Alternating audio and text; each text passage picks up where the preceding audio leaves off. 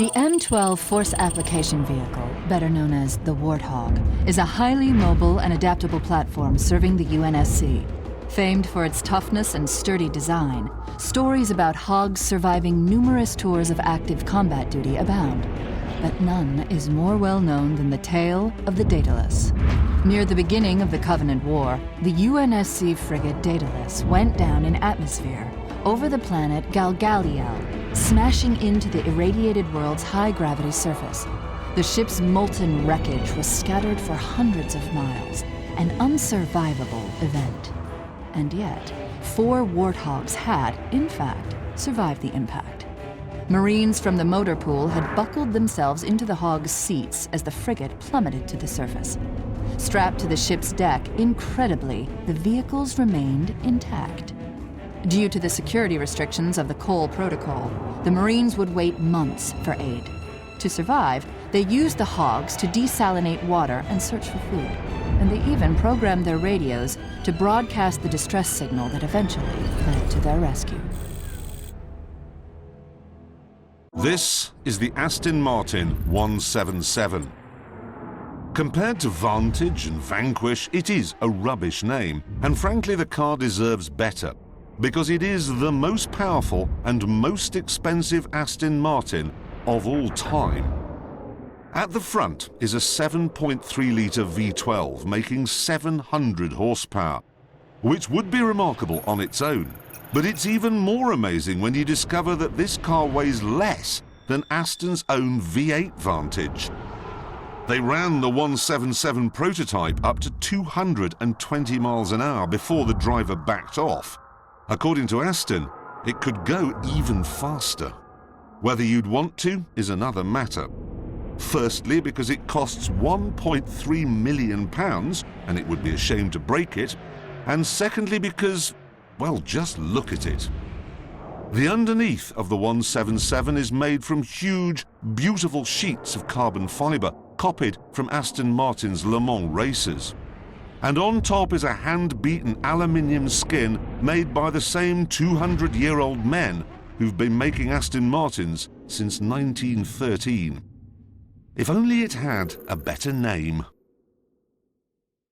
The 1930 Bentley 8-litre could have become one of the world's greatest cars, like the gargantuan Bugatti Royale. But it was launched in London in 1930 with a price of £1,850. Back then, that was a lot. Especially since at almost exactly the same time, the Great Depression arrived in Europe. As a result, only 100 8-litres were ever made, and the car's failure brought Bentley to its knees. Within a year, it was sold to Rolls-Royce. Of those 100, only 78 are left, and every one is unique. This was a time when companies like Bentley sold you the bottom half of a car, the chassis, engine and wheels, and then left you to find a coach builder for the body and the seats and the roof. So this car shares its huge 220 horsepower 6-cylinder engine and 21-inch wheels with all the other 8-litres, but the rest, that was always a one-off. On this one, for example, the roof opens down the middle, so when it rains, those on the left could opt to get wet, while those on the right could stay dry.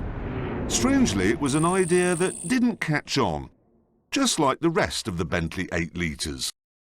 A normal BMW 5 Series can be as interesting as travelling to Switzerland to buy some socks.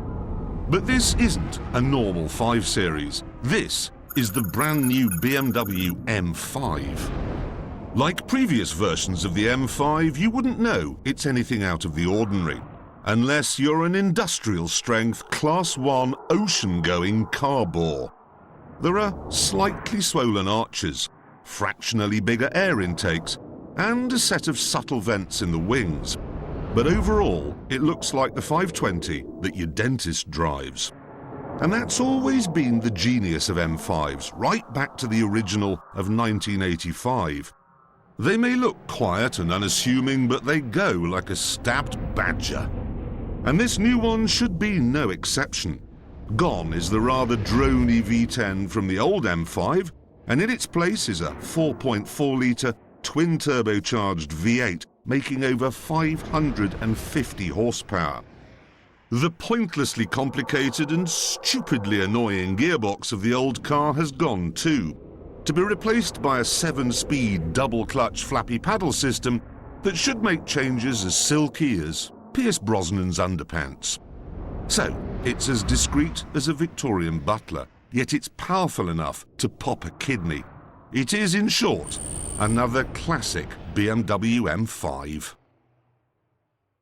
Above 155 miles an hour, they stop trying to classify hurricanes.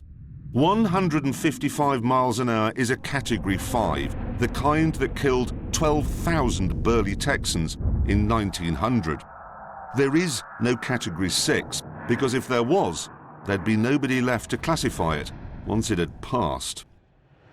The Bugatti Veyron will pass through the air at 252 miles an hour, so you have some idea of the forces of nature at work here, and the reasons why it needs to haul that vast aeroplane wing into the airstream to keep it stable.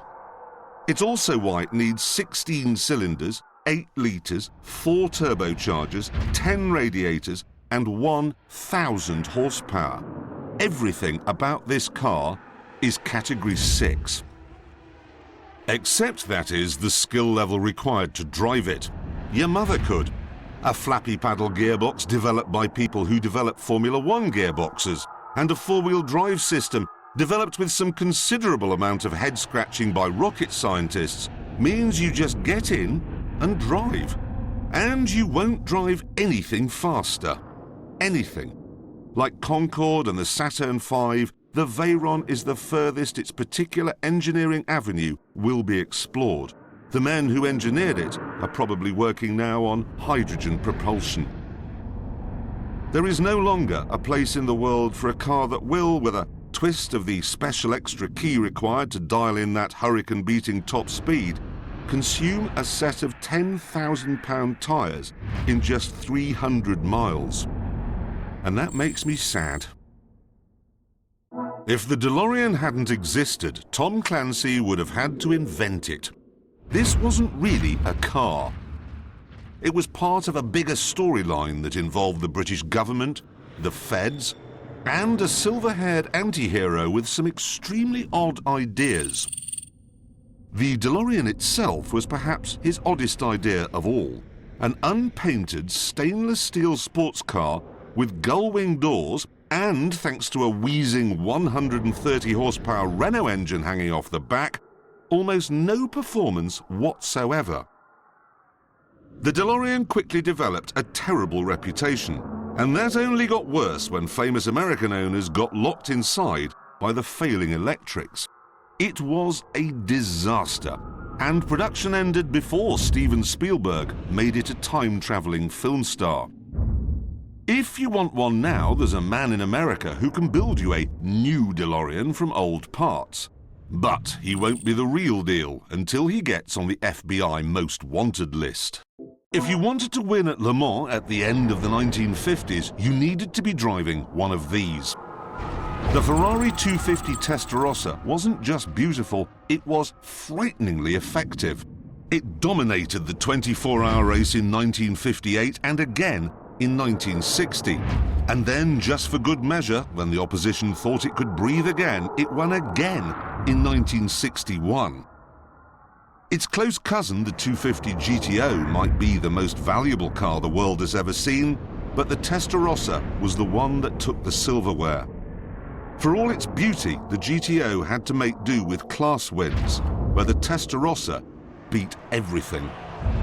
Its name comes from the red paint the engine builders daubed all over its cylinder head, because, well, that's the only colour paint they have at Ferrari. Testarossa means red head. And sure enough, its 3-litre V12 engine, made by old men in oily workshops with lathes and drills and unfortunate industrial injuries, had a volcanic nature. There is sweat and blood and a bad attitude in every Ferrari 250 Testarossa. This is the very latest mid-engined V8 Ferrari, the 458 Italia. Pretty, isn't it? And that's not something you can say about many of their efforts from the last few years. The 430 had a front end like a leering idiot. The 348 looked like it had crashed into a Venetian blind showroom. But this looks just right. Its appearance isn't just for show either. Those black fins in the front grille flex under air pressure, so the faster you go, the more they bend out of the way to improve aerodynamics. And there are no engine intakes to spoil the sides because they've been moved underneath the car. So it looks fantastic, and its 4.5-litre, 562 horsepower V8 means it has the guts to punch you repeatedly in the back of the head. But that alone wouldn't be enough. Some of its ancestors have been as incompetent and terrifying as having brain surgery performed by a baboon. As it turns out, the 458 is better than that. Much better. In fact, it's a sharp-handling, smooth-riding, savagely fast masterpiece. Of course, it's not perfect. For some reason, they've put far too many buttons on the steering wheel. The dashboard screens are so complicated they can only be worked by Bill Gates, and personally, I'd still rather have the brutal Mercedes SLS. But I can't deny that the 458 is a great car and a proper Ferrari. This is only the third Ferrari in history to be called a GTO. The first, the 1962 250 GTO, remains the world's most valuable and quite possibly the world's most beautiful car. But its form came from its main function, as a racer. Likewise, GTO number 2, the 288 of the 1980s, was also made to go racing, only for the rules to change at the last minute, leaving it with nowhere to race. And now we have this, the third GTO, a slightly softened road-going version of the 599 FXX. It has 670 horsepower and a sense that it's constantly plotting new and exciting ways to physically harm you. But that's not the only reason why I don't much care for this car. The real reason I'm no fan is because the O in GTO means homologation. It means racing. And this 599 will never race, nor was it ever intended to. In essence then, it's just a lightened, pumped-up version of the car a successful plastic surgeon would drive. You might think Ferraris should be mid-engined, and this one isn't. You might think Ferraris should have V12s, and this one doesn't. It's called the California, and you have to ask, what's the point of it? Certainly, it's not very pretty, and it has literally the worst built-in telephone of any car in the world. Unless, of course, you've always wanted to spend your life accidentally phoning everyone you know whose name starts with A. But on the plus side, it's got a folding metal roof, it's reasonably nice to drive, and it means Ferrari can take money from people who might previously have bought a Mercedes SL, which means they can afford to develop proper, wonderful supercars like the 458. So, you see, the California does have a point after all. In Italy, you don't take the name of the father in vain. So when Ferrari decided to call this car the Enzo, you knew they had something special in mind. Something that would take supercars onto another level of speed, of handling, of fury. Such fury that after 3 full-bore standing starts, you have to send the car back to Italy for a new clutch. The Ferrari Enzo marked the point at which supercars became like modern fighter jets, demanding complicated electronics to keep them under control. It's computers that keep its 6-litre, 660 brake horsepower V12 and flappy paddle gearshift on speaking terms, and its F1 style adjustable suspension on an even footing. The result is a car that's faster around Ferrari's test track than all but their most recent Formula One cars. The Enzo's V12 went on to even greater things in the insane FXX and the psychotic 599 GTO, both cars that need even more men with laptops to keep them under control. But for Ferrari, the Enzo was Genesis. They only made 399 of them, and then the factory built a 400th for a very particular customer. the Pope. That's how special you have to be to have one. Back in 1995, Ferrari had a problem. How could they follow the extreme and extremely wonderful F40? The answer was this, the F50, a road-going Ferrari with the V12 engine from a Formula One car bolted in the back. Except as it turned out, it didn't feel bolted in the back. It felt bolted to your back. As a result, the abiding memory for anyone who drove an F50 wasn't the ferocious acceleration or the 200-mile-an-hour top speed. It was the sense that you'd had a furiously spinning washing machine full of bricks hammering directly into your most sensitive pain receptors. Add in the fact that it liked to bite back in the corners, and what you've got here is actually the recipe for 4.7 litres of total misery. It was a very bad car, and it was ugly. Still, at least it made them try harder with the Enzo. Everyone knows American cars are terrible, and cars from Europe, especially cars from Italy, are better. Better looking, better driving, and usually better sounding. 50 years ago, Henry Ford knew this.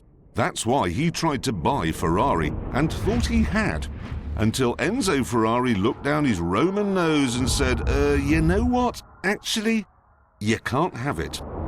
So, Henry decided to kick Ferrari where it hurt, on the racetrack. He wrote a blank check and told his engineers to build a better racing car and beat Ferrari at Le Mans. And astonishingly, that car, a British chassis with an American engine, the Ford GT40, did just that. 4 times. This car is not the GT40, but it looks like one, and it was made to celebrate Ferrari's humiliation, only this time on the road, not the track. It's the Ford GT, not the GT40, because unlike that car, it's more than 40 inches tall, so Americans could fit into it. But the idea is just the same. A great big V8, a 5.4 litre with a supercharger, and a relatively simple aluminium chassis. 220 miles an hour, and frankly astonishing handling for a car from America. And movie star looks. I have never driven a car that attracts more attention, and I drove this one a lot, because I bought one as remarkably, at the time, there wasn't a Ferrari that was better. And that's only something that happens once every 50 years. Naming a car company after yourself is fine if you're called Ferrari or Pagani or Lamborghini or even Morgan. It's not such a good idea if your last name is something stupid like Shufflebottom or Death. Unfortunately, this is advice that was ignored by a German man called Roland Gumpert. And here is the result, the Gumpert Apollo S. However, despite the stupid name, when this strange-looking car came to our test track, it lapped quicker than anything, including the original Veyron. But then that's not entirely surprising when you learn that it's basically a racing car with headlights and a twin-turbo Audi V8 that in basic tune makes 650 horsepower. That's enough for 0 to 60 in less than 3 seconds and a top speed of 223. Better yet, there's the option to tweak it up to 800 horsepower. And plans are afoot to launch a version with 1,000 horsepower. So that's the Gumpert Apollo. Silly name, serious car. There's a famous scene from the first Gulf War when a convoy of Humvees enters a minefield. One of them hits a mine, gets blown clean in the air, lands on all 4 wheels, and continues on. That is not possible in a Land Rover. It was at this moment that the Hummer legend was born. And someone quickly figured out that there were enough crazed gym enthusiasts in California to justify making the Humvee available to non-military types. Fitting the Humvee into civvies meant replacing the 6.5-litre Detroit diesel engine with a 6.6-litre GM Duramax. And since this engine made just 300 horsepower in a car that weighs more than most houses, it was often quicker to walk to the shops than use the Hummer. Still, if between you and the shops was a 22-inch obstacle to be cleared, or a puddle 30 inches deep, or a minefield, the Hummer H1 was the car for you. These turned out to be obstacles that most people don't face, and as a result, the H1 Alpha was discontinued after just over a year. Hyundai is the world's fastest growing automaker, and this is their newest achievement, the Hyundai Veloster Turbo.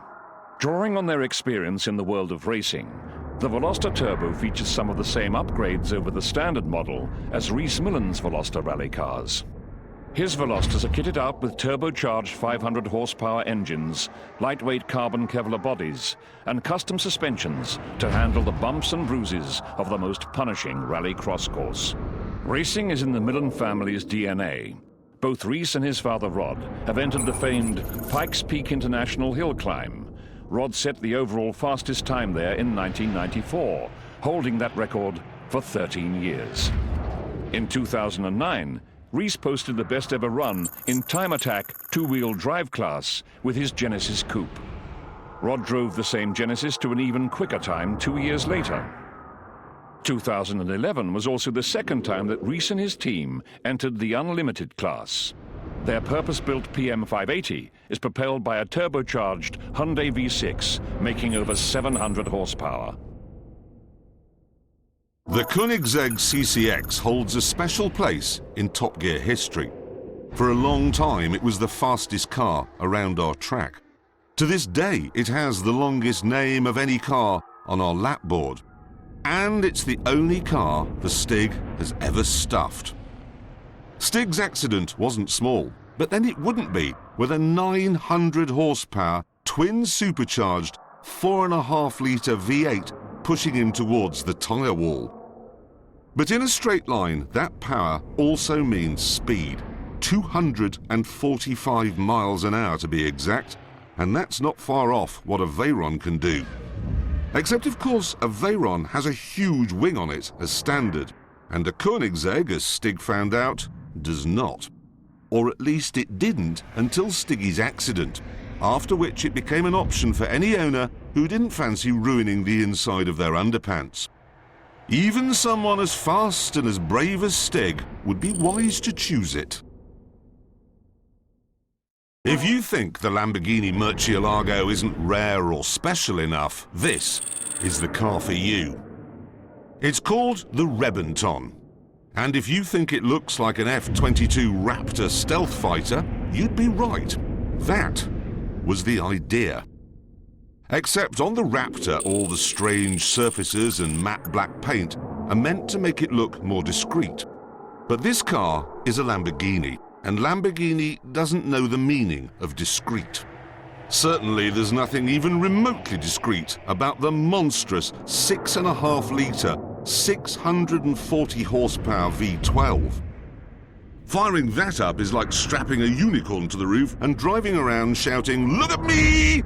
through a loud hailer. Mind you, frankly, you've more chance of seeing a unicorn than seeing a Reventon, because Lamborghini made just 20 of them. Although if you do see one, you'll almost certainly remember it. This is a Lexus. I know, doesn't look like one, does it? It doesn't sound like a Lexus from the details either. I mean, it has a 4.8-litre, 552 brake horsepower V10.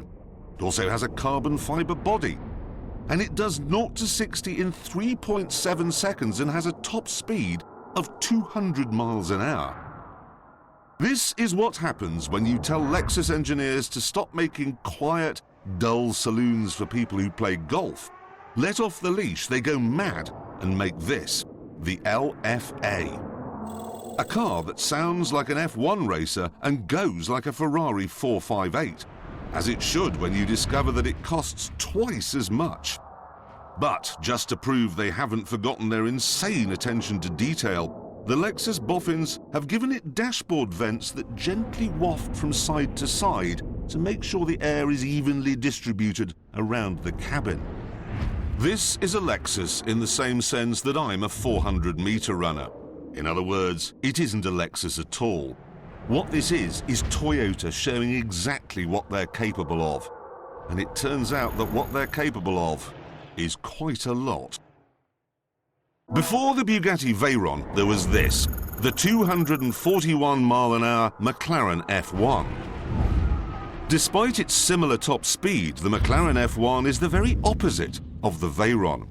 No turbochargers, no four-wheel drive, no traction control, no ABS, and no flappy paddle electronically controlled gearbox.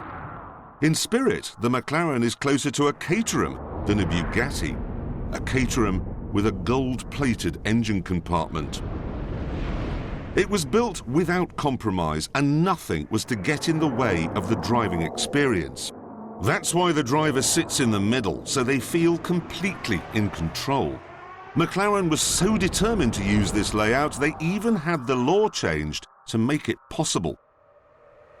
Then there's the 627 brake horsepower 6.1-litre V12 engine, built specially for this car by a crack team of BMW Motorsport engineers, and the bespoke gearbox and a body made of carbon fibre. We take that for granted in supercars now, but back in the early 90s, it was so extraordinary they might as well have made it from lumps of Jupiter. Personally, I've never cared that much for the F1. It was too twitchy. But without it, Bugatti wouldn't have had something to aim for, and we wouldn't have had the incredible Veyron. In that respect, we owe McLaren our thanks. This is the greatest Anglo-German cooperation since, ever. It's the Mercedes-Benz SLR McLaren. From Germany, the big badge on the front, and the 5.4-litre supercharged V8 that gives this car 626 horsepower and a top speed of 208 miles an hour. From England comes the grey and silver, biros in the top pocket, engineering know-how of the McLaren F1 team, who came up with the carbon fibre body and built the whole thing in their Surrey factory. As you might imagine, the marriage between these two companies from these two nations was not easy. Mercedes insisted the SLR had to be front-engined and look exactly like this. McLaren insisted this was not ideal for a supercar. Mercedes wanted a comfortable, well-equipped cruiser. McLaren wanted a hardcore, lightweight racer. The two sides couldn't even agree on what the SLR sounded like at full chat. Mercedes said it was like a Messerschmitt. The British reckoned it was more like a Spitfire. Yet, despite the disagreements, the end result was a very fine car. Monstrously fast and loud when you drove like you'd sat on a bee, yet relaxed and easy to live with when you didn't. The only real problem were the carbon brakes, which worked like a switch. But whatever, the SLR is dead now, and the two firms behind it have gone their separate ways. Although strangely, Mercedes now make the SLS, a hardcore cruiser, and McLaren the MP4 12C, a civilized supercar, which is somehow slightly ironic. This is not just the greatest car Mercedes makes. Right now, I think it's the greatest car in the world. It's more powerful than a Ferrari 458, it's a little bit louder than a Lamborghini, and it's way more fun than the 911 RS GT Turbo 3S, or whatever this week's Ultimate Beetle is called. This is the thinking men's supercar, the Mercedes SLS. The engine is AMG's own 6.2-litre V8 linked to a flappy paddle double-clutch gearbox that sits at the back for perfect weight distribution, so that it feels as though the entire car pivots around your bottom. It does a lot of pivoting, if truth be told, because while it can do huge distances in great comfort, what it is at heart is a shouty, snarly, tail-happy, gull-winged lunatic. And that is why I love it. This cross-eyed curiosity is a Morgan Aero SuperSports. As with all Morgans, much of the structure is made from wood. And if that sounds laughably old-fashioned, well, it is. It's also still made in the Malvern Hills of England in a factory so caught in the past that when a propeller aircraft passes overhead, half the workforce jumps. Surprisingly, the engine in this car isn't made from mud and leaves. It's actually a BMW V8 that makes a rather modern 368 horsepower, allowing this half-timbered sports car to get from 0 to 60 in 4.5 seconds. It'll even run on to 170 miles an hour before its Edwardian aerodynamics prevent it going any faster.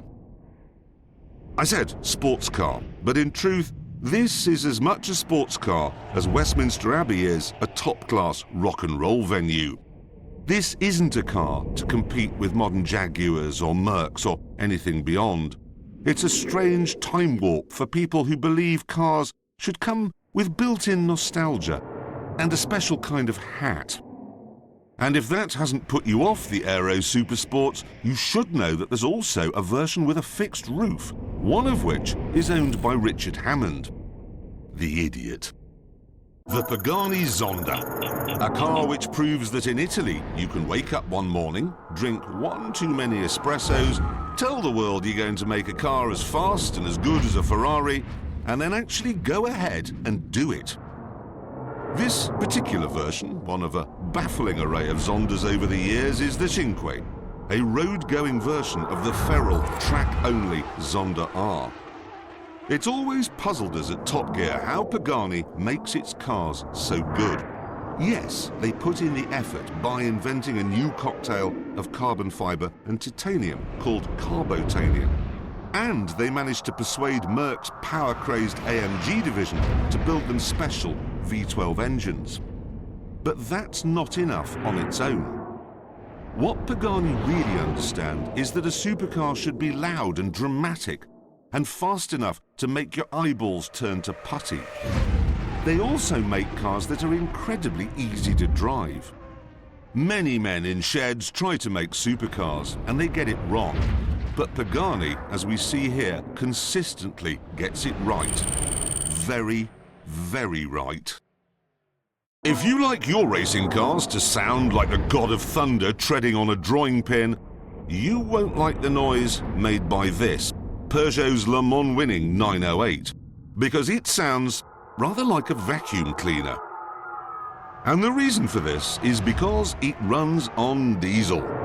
As dreary news goes, though, this isn't as bad as it could be, because the diesel engine in question is a 5.5-litre twin-turbo V12 with 730 horsepower and nearly 900 torques.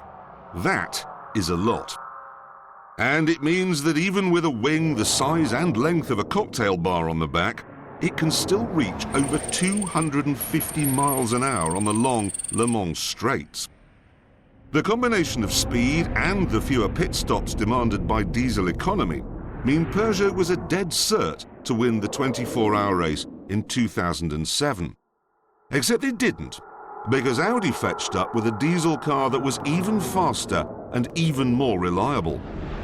The French plan didn't quite work in 2008 either, but by 2009, Peugeot got their act together to take a 1-2 Le Mans finish.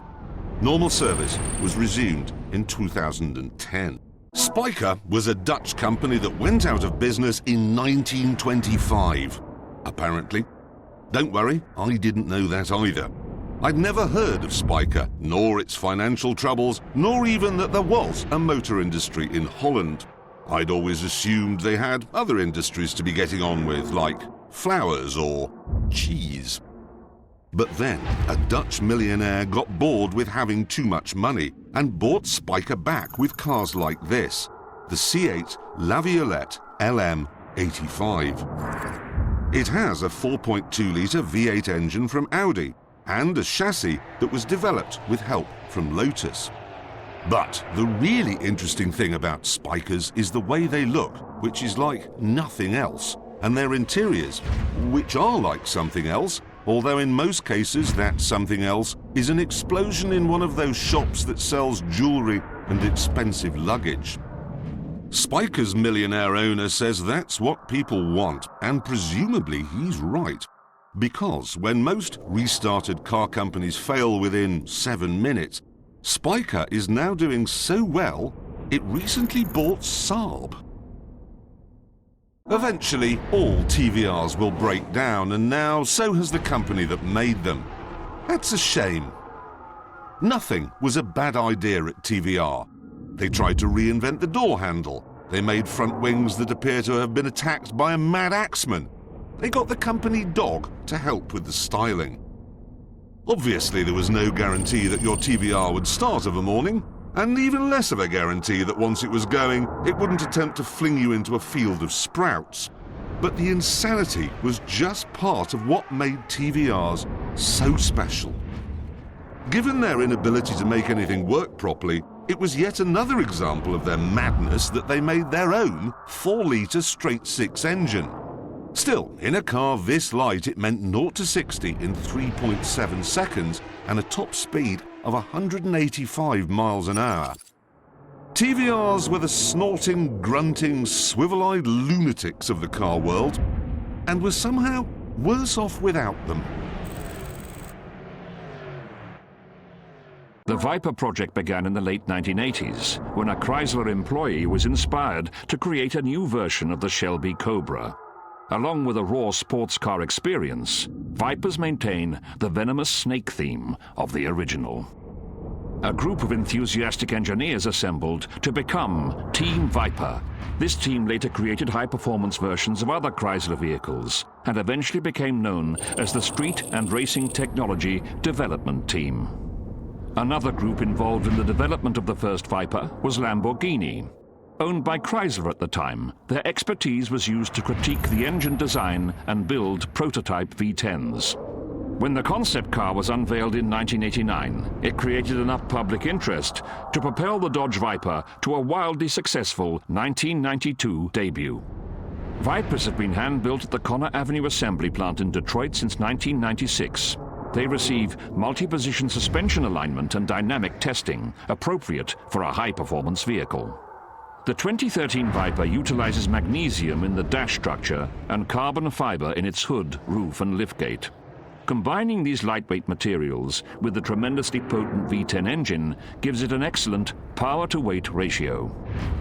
Vipers have always been intimidating exotics to drive on the street or racetrack, with more than a few coiled up in wrecks. For the first time in history, this new generation Viper has electronic driving aids, making its performance more accessible than ever.